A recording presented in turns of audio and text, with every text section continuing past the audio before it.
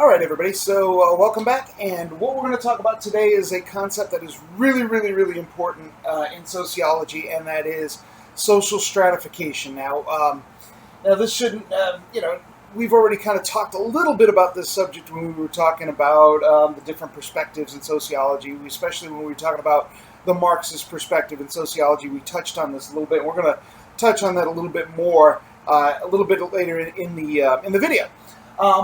But for now, this is something that's really important for sociology because it talks about how individuals within a society don't necessarily have an equal chance. They don't necessarily have equal access to the things that they need to get by.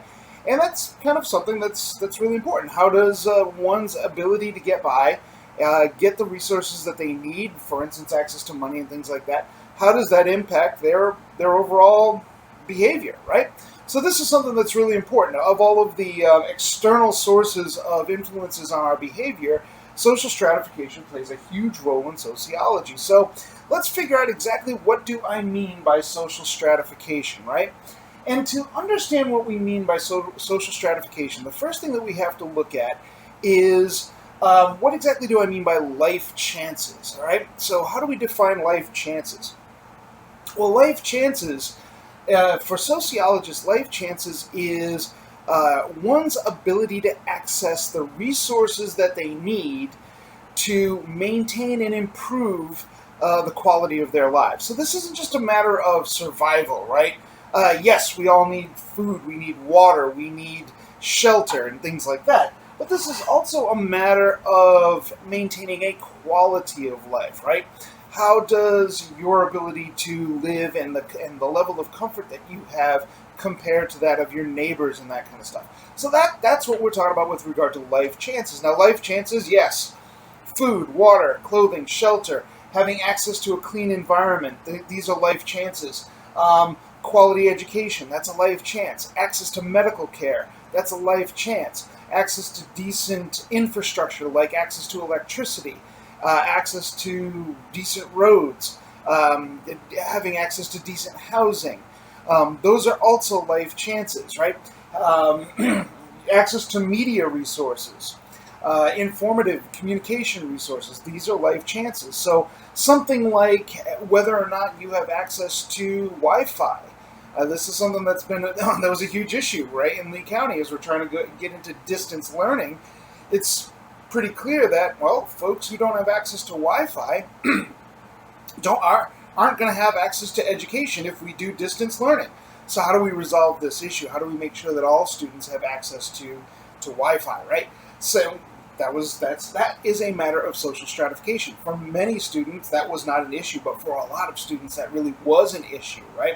So access to Wi-Fi is a part of these life chances, right? So now, what do we mean by stratification? All right? Well, to demonstrate what I mean by stratification, I like to use this kind of chart, right?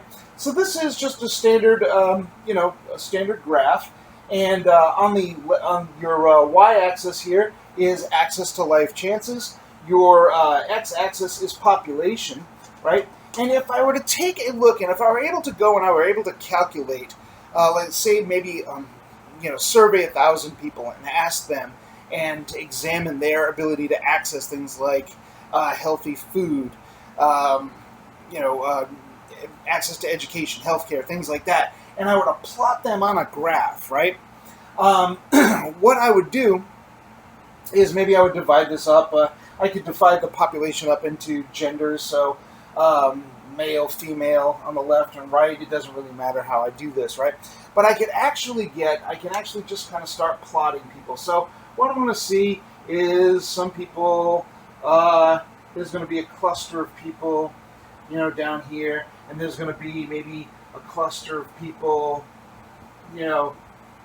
over here, right? And then there's going to be a few people who are like really up here at the top, right? So what I can then do is, if I have this cluster, what I can then do is I can then draw lines. I can go, okay, well, this looks like a distinct cluster over here, and this looks like a distinct cluster over here, right? In which, what I can then do is I can define and say, well, wait a minute, folks down here these guys really struggle, right? These guys don't have access to the to the necessary life chances, right? These folks, they have access. They have access, right? And these guys up here, they probably have more than enough access, right?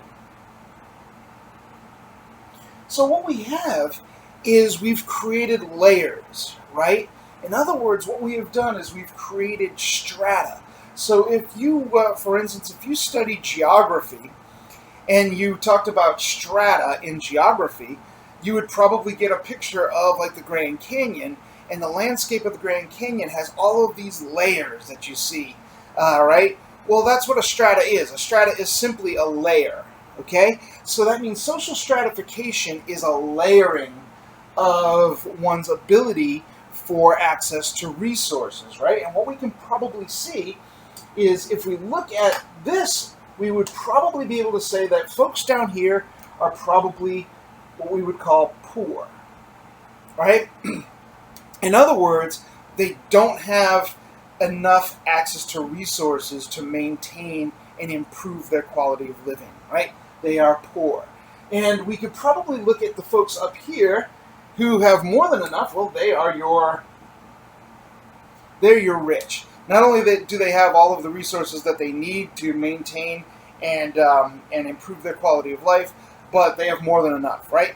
And then we could probably say down here, and we could look at this middle group, and we could say that this middle group constitutes basically a middle class, right?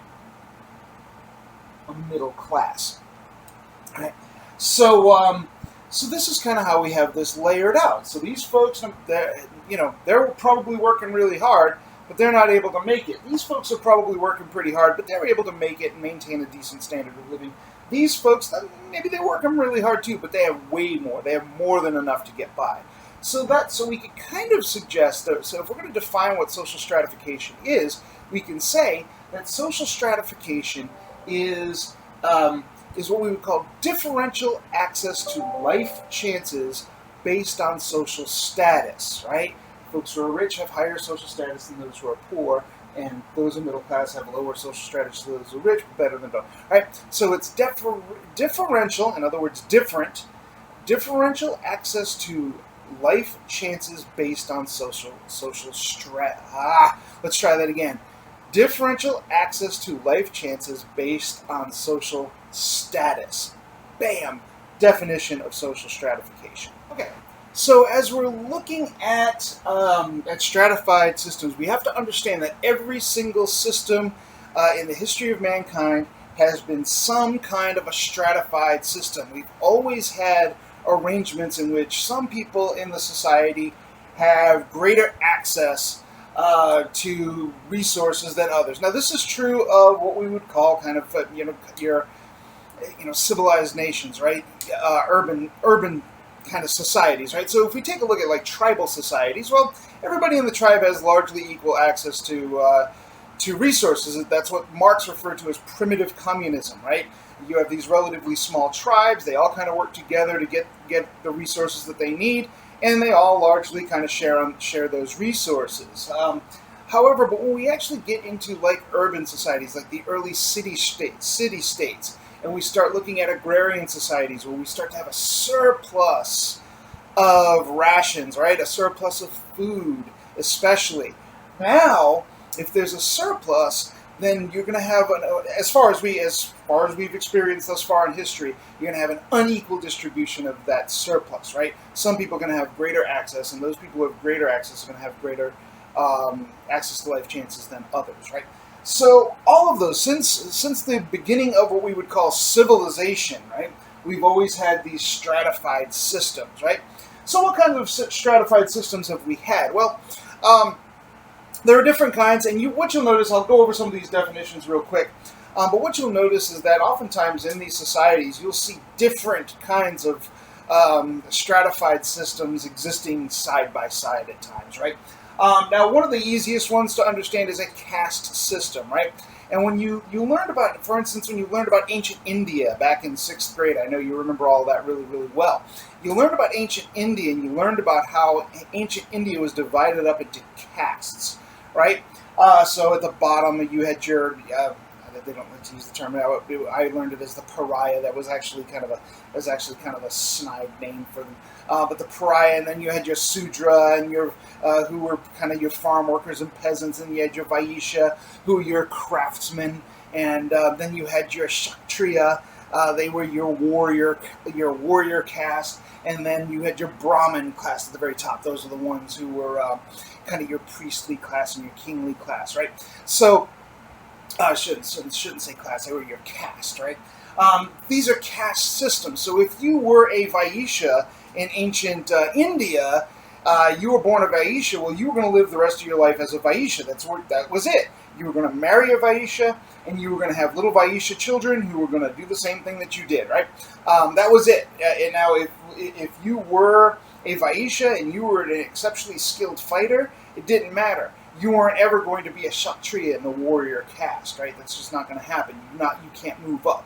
And if let's say you were born a Kshatriya and you had a talent for woodworking, you weren't going to go into become a woodworker, because that means you're going to have to go down in your caste and be a Vaishya, a craftsman, right? So these things are not available to you. But that was a caste system. It was very, very rigid and very structured and fairly stable. The Indian caste system lasted for thousands of years. Now, we also have examples like your master-slave stratification system. So these are systems kind of like what you saw in ancient Rome and ancient Greece. Most of your ancient societies that grew were based on these master-slave arrangements. Of course, the antebellum South in the United States was based on a very rigid slave system, right? And slaves were slaves, and sometimes societies had different rules with regard to slavery. There may be some ways, for instance, in early American history, there were ways to buy yourself out of slavery and that kind of thing. But either way, this is still, you are a slave, and that was it, and then there were masters, and that was it, and then there were folks who were kind of caught in between. They were neither masters nor slaves, and they were oftentimes caught in between. They were kind of a layer in between. Sometimes many of these folks, especially like in ancient Greece and ancient China and ancient Rome, many of your the people who were neither masters nor slaves, in many ways, had less access to resources even than slaves did, right? But anyway, that's a different kind of a stratification system.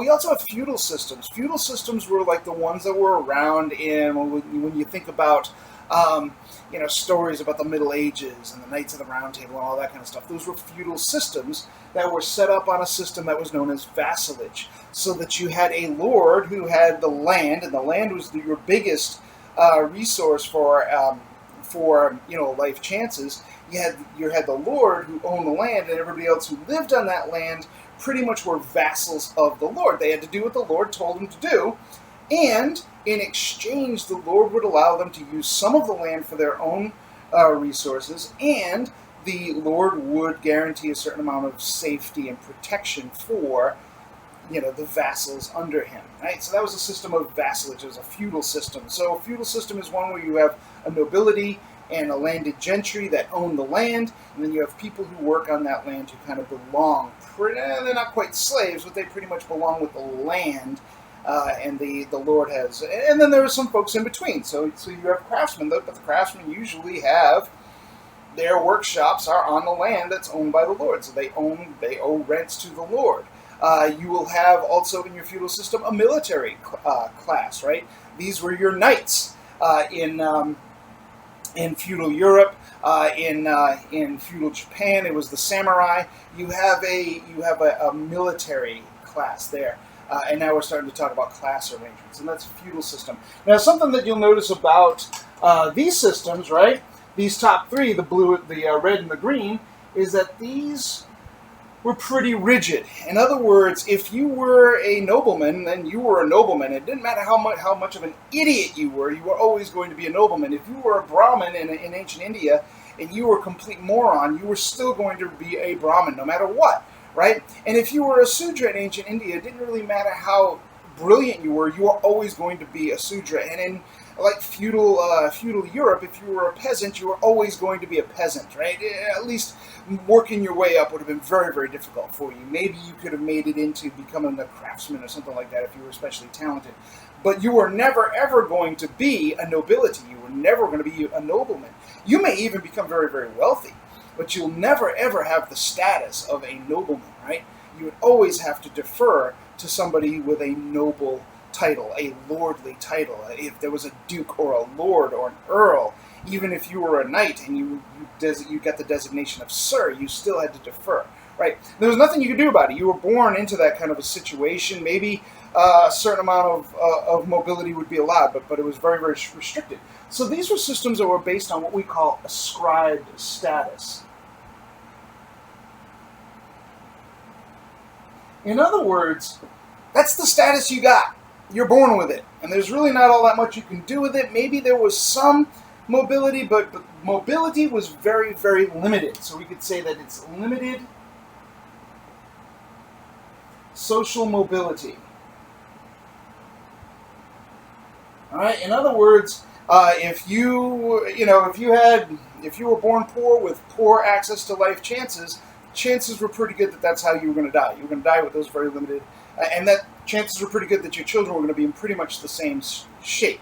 There's very limited social mobility. There was some in some of these systems, but not an awful lot, not a lot of movement. So then that means then the final kind of stratified system is what we call a class system. And this is the system that we associate with modern societies. These are class systems, right? So in a modern society, we still see people who are poor, we still see people who are middle class, we still see people who are rich.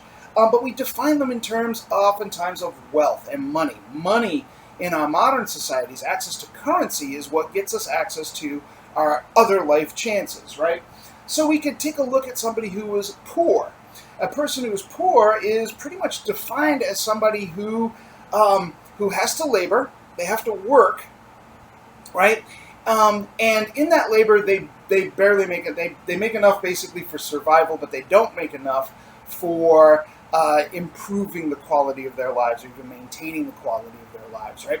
Now, a middle class, somebody who's in the middle class, we can define them. They're still going to have to labor. They're still going to have to work.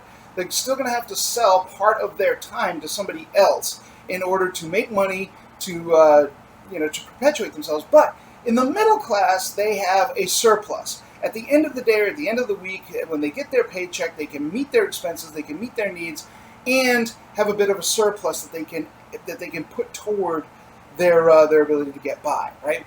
Now, so the people who are wealthy, the rich, are folks who are in a position where they basically don't have to sell their labor. They can make enough money from their investments and from their own particular nest eggs in order to maintain and to improve their livelihood, right? Now, what makes class systems different from all these other systems is that they are based, presumably, upon a standard of achieved status, right? So if you are a poor person, you could conceivably work very, very hard and work very, very smart and work your way up into the middle class or even work your way up into the upper class, right? There's no technical rule that says if you're poor, right? There's no, there's no lordly titles and stuff like that. It's based on your ability to improve your status, right? And it is possible for you to do that. There's nothing stopping you necessarily from improving your status. So we see in class systems relatively high levels of social mobility. If you are a Sudra, but it's a class system, and you happen to have a real talent for fighting, you could become a Kshatriya by demonstrating that talent, right? That's not, but so that anyway, that's a class system. So that means that a class system is presumably based on your particular merit as an individual, right? So there's a bit of a problem here that sociologists kind of notice, right? That you learned when you watched the video on meritocracy, right? Wait a minute, just how much of this achieved status is in your control? And that is the central question that sociologists who study social stratification are trying to figure out. And what they've discovered is that there's not as much as you may think. Alrighty. So anyway, but those are the different kinds of class systems. Now we're going to finish up by talking about some theories of social stratification. All right. So when we're talking about social stratification, we're talking about sociology, right? Most of what we're talking about is going to be structural. So these are structuralist theories that we're going to be talking about. In other words, these are theories that want to get a big picture of the social structures. Now, you can do an interactionist interpretation of social class and social stratification, but what you're doing then is you're going to be looking at how individuals respond to their status in the social stratification, and then you're looking at it on an individual and an interactive level. We can look into that maybe a little bit later on. But for our purposes right now, I want to look at the larger grand theories with regard to social stratification, the structural theories of social stratification, with regard to what is social stratification for, right? Why are societies stratified, right? And for our purposes, there's a few of them. There are a few theories out there, but for our purposes, I want to talk about three major theories, right? The Davis-Moore thesis, the Marxist dialectical materialism, and Max Weber's multidimensional theory of social stratification, right? The multidimensional theory, we'll just call it that, right? So going through this, I'm just going to kind of flash normally I would do this with a PowerPoint, so I'll just flash the PowerPoint things up on the board. But here we have the Davis-Moore thesis, right? So if you take a look at the Davis-Moore thesis, what you're going to see is that this is a functionalist perspective.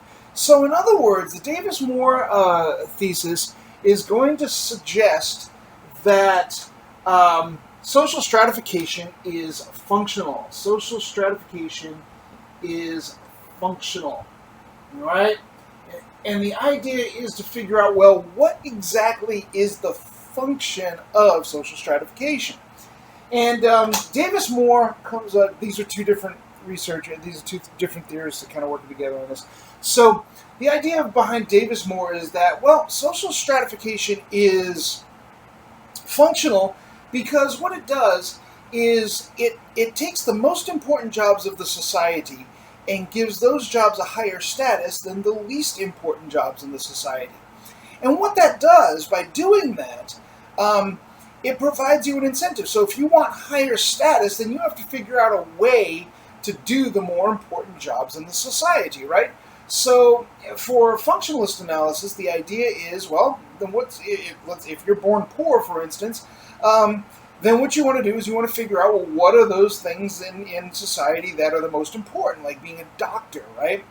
And then that means that you're going to work harder, and you're going to work hard to become a doctor, or become a lawyer, or become a major businessman, right?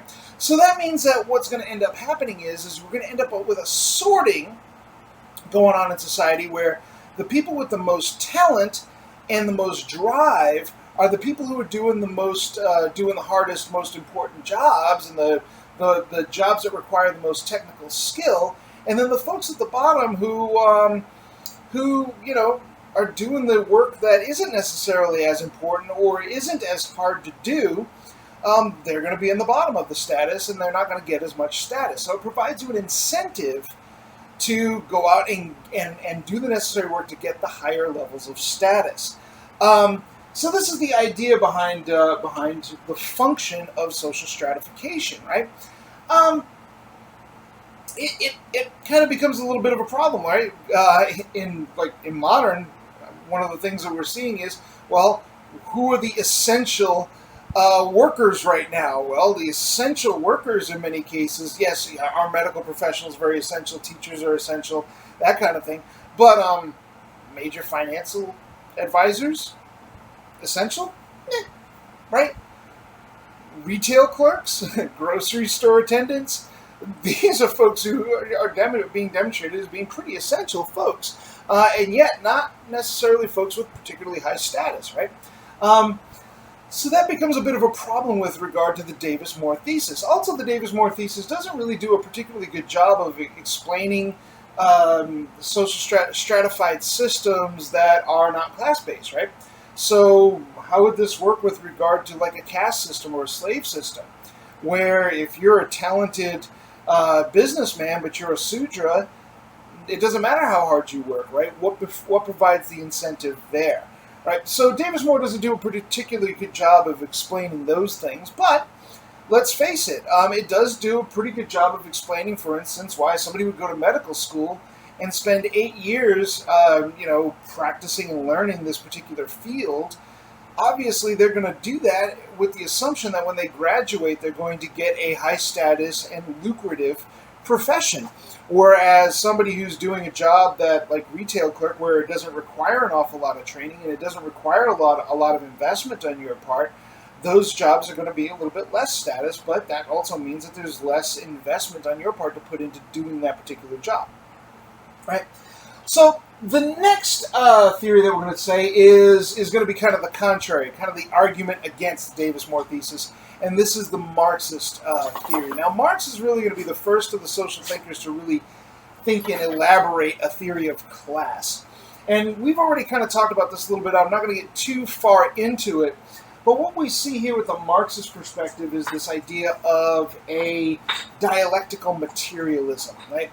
The idea that societies are based on a difference between those who have the stuff, right? Those who have the resources that allow them to get access to life chances, and those who don't have the stuff. Those who have to sell their labor in order to get access to these life chances, right? And that's what Marx refers to as dialectical materialism. Now, we talked about this a little bit, where the folks who are at the top, they are referred to by Marx as the bourgeoisie. These are what you're going to see as becoming your capitalist class, right? And then you're going to have folks who are the proletariat. They are the working class. Well, actually, Marx is going to divide this up a little bit more specifically, in which he's going to notice that there's a bourgeoisie, your capitalist class, your investor class, right? These are folks who they own the capital, right? And then under those folks, you see what Marx refers to as, they're called the petit bourgeoisie. Now, the petit bourgeoisie are,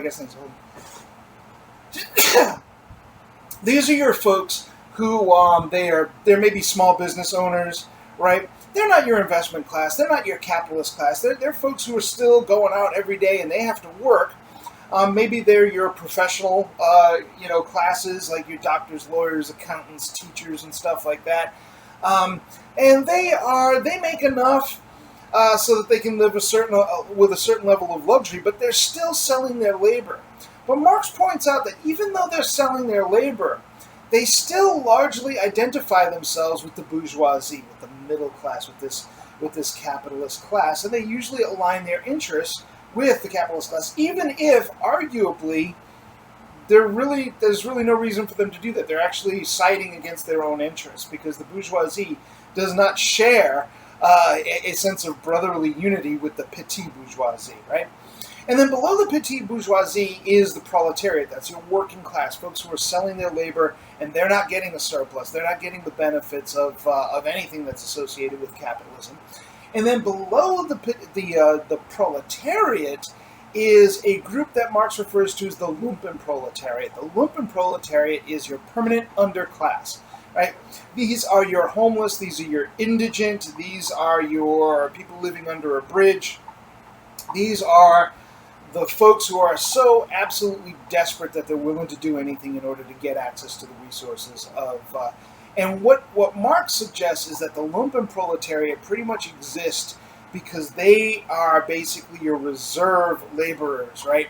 So if what that basically means is if the proletariat doesn't want to work for the minuscule wages that they're getting, fine, don't work. You can become a member of the lumpenproletariat, and guess what? There's somebody in the lumpenproletariat who's more than willing to do the work that you don't want to do for the wages you want to accept. So the lumpenproletariat kind of serves as a reserve army to kind of fight against the proletariat. And also the lumpenproletariat kind of serve as a threat to the proletariat in that, hey, if you don't do the things that the bourgeoisie wants you to do, you're going to be knocked down into this permanent underclass. And you're going to be living under a bridge. So you might as well do the working class stuff, and at least you're not living under a bridge, right? So that's kind of an overview of the Marxist theories of class. Now, for our purposes here, Marx himself, he was not really a sociologist, right? So there's going to be a critique against Marx that is going to be based on a guy who really was a sociologist who studied society as part of his job by the name of Max Weber. And what did Max Weber have to say? Well, Max Weber is, of course, just like any other sociologist, you may have noticed this about myself as well, he's going to take a relatively simple idea like Marx's dialectic, right? And he's going to say, sorry, Carl, it's more complicated than that, right? That's kind of the underlying motto of this class. It's complicated. It's more complicated than that. And Max Weber noticed actually that when you really kind of take a look at social status and social stratification, there are different levels, and so for Weber, he understands. Well, wait a minute. It's not just a matter of access to capital, right? It is also there's some other elements involved. So the example that you could kind of suggest is, say, a teacher. Teachers have relatively high levels of education, right? High levels of skill set, right? And a certain status that goes along with being a teacher. However, in many cases, when you take a look at, say, a plumber, plumbers may not have as much education and may not even necessarily have as much status as a teacher does, but a plumber may actually make a lot more money than a teacher does, right? So it's not just a matter of wealth and income and access to capital, that there's other things that are involved in this. So, shh, you're okay, girl. It's okay. So Weber is going to say, actually, there are 3 dimensions to social stratification. See, it's a multidimensional theory. Weber's going to say, actually, there's 3 dimensions to social stratification. Those 3 dimensions are wealth, power, and prestige. All right?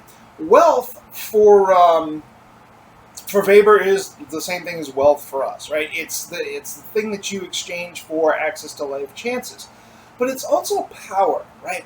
Now, power, according to Weber, power has a couple of definitions, right? Power is your ability to get what you want despite opposition, right? Power is your ability to get what you want despite opposition, all right? And what Weber notices is that power is associated with something that Weber calls party. Oops, my dog just bumped the thing. Come here. It's okay. Come here. Party, right? So for people, a single person really doesn't have all that much. If a single person is just trying to get the things that they want all by themselves, they're probably not going to be able to get it. They probably have to work in conjunction with other people. And in working with other people, that is called party, right?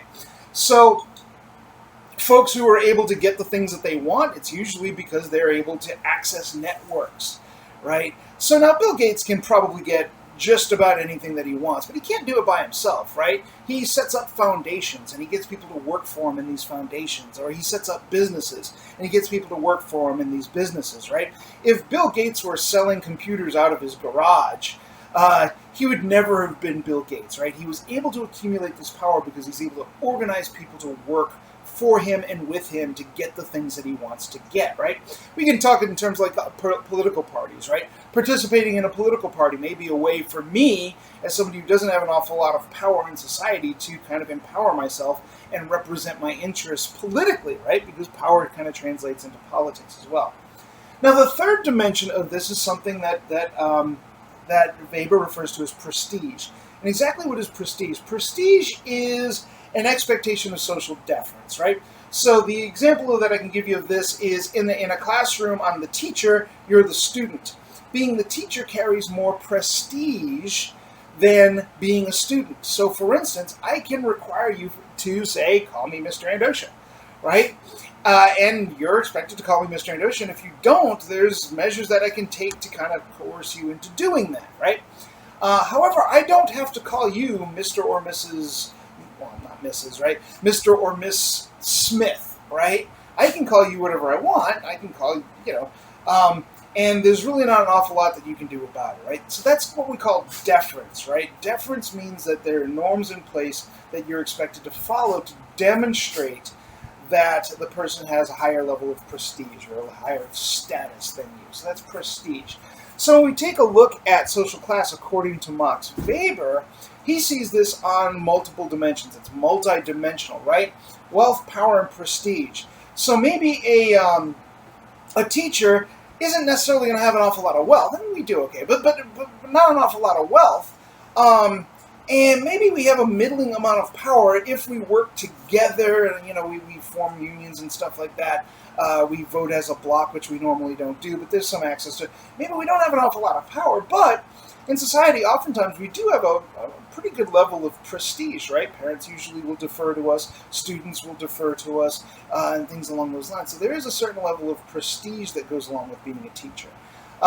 Whereas somebody maybe like Bill Gates, lots and lots of wealth, arguably lots and lots of power, and a certain amount of prestige that goes with it, but compare, say, Bill Gates to maybe like the Kennedys, and you'll see that actually the Kennedys probably have a significant amount of more, or the Bushes, right? The Bushes probably have an awful lot more power, right? But they don't have as much wealth necessarily as Bill Gates. And also maybe they have a little bit more prestige as well, 2 presidents and governors and stuff like that in the family, so that they have a lot more prestige than, say, a Bill Gates, right? So it's not necessarily just about wealth, according to Weber, but it's also about power and prestige and accessing those resources. Anyway, these are the 3 theories. I'll post some other informational stuff and go over this a little bit more. You can read a little bit more into depth about these theories.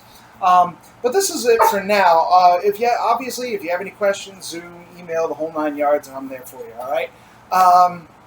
There you go. Have it.